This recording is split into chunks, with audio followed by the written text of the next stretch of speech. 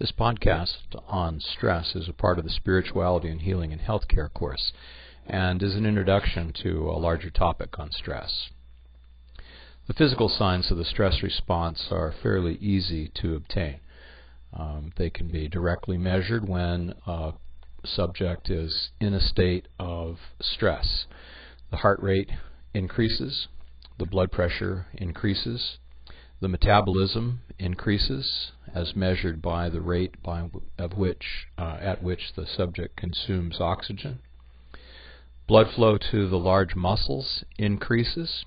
There is a corresponding decrease in blood flow to the small muscles, apparently because fine motor skills are not what is needed in this moment of stress.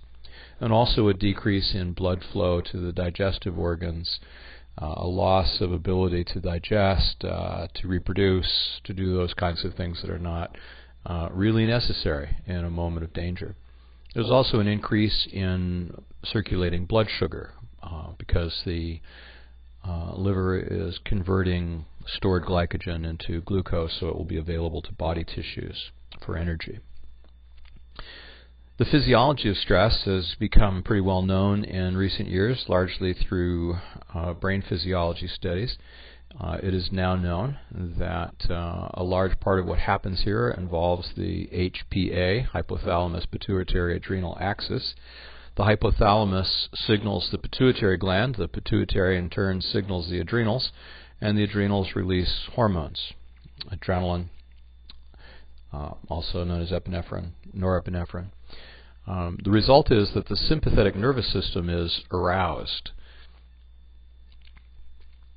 What happens then is that through chemical pathways and neural pathways, the brain acts to increase heart rate, blood pressure, blood flow to the lungs, to the brain, to the large muscles, decrease blood flow to the gastrointestinal tract, to the small muscles, and to the skin.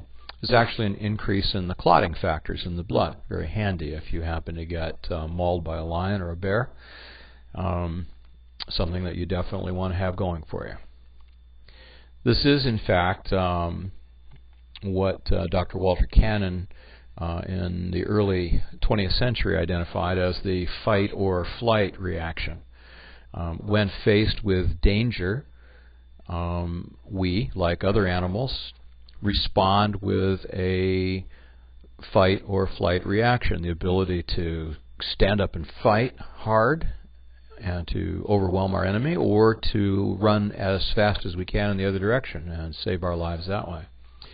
This is a stress response that is designed for short-term use, either to run away or to fight hard, but the idea is to get out of the immediate dangerous situation. It is a survival mechanism, and it works really well. If you are attacked by a bear or a great white shark, or you're trapped in a burning building, or somebody comes after you with a knife, or whatever the stressful situation might be where you need to either run for your life or turn and fight. However, the thing that we need to recognize here is that the fight or flight mechanism, the stress response, was never intended for long-term activation. It was intended to be an immediate response, a short-term kind of thing. In fact, it's been found that there are harmful long-term effects of the stress response. This involves, after all, powerful chemicals called stress hormones poured out into the body, circulating through the bloodstream. And these powerful stress hormones have some very powerful results. They can produce abnormal heart rhythms, not only high heart rate, but also arrhythmias. They raise the blood pressure. They, as I said before, produce faster blood clotting, which is real handy if you're mauled by a bear, but is not a good thing if you already have narrowed coronary arteries or atherosclerosis in the arteries of your brain. You definitely don't want to be throwing blood clots. The powerful chemicals of the stress response produce abnormal alterations in metabolism, circulating glucose, so it's available to the cells, which may have something to do with the development of type 2 diabetes, adult onset diabetes, which has become an epidemic in this country.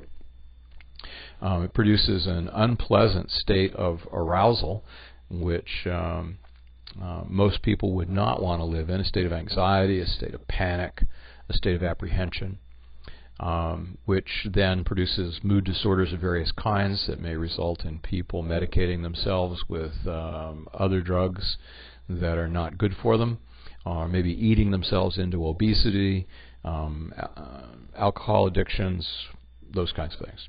Also, of course, the resulting anxiety produces depression.